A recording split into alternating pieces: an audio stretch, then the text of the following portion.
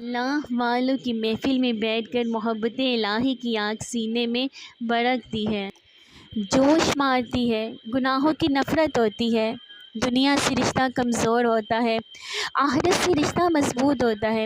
چنانچہ یہ جو فیض ملتا ہے استاد سے شاگرد کو، اسی کو نسبت کہتے ہیں۔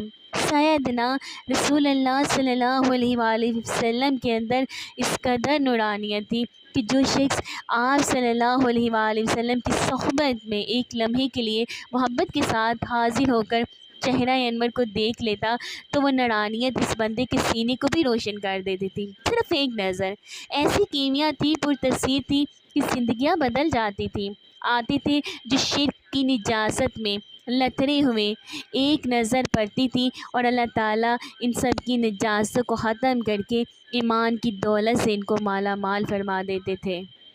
اللہ والوں کی محفل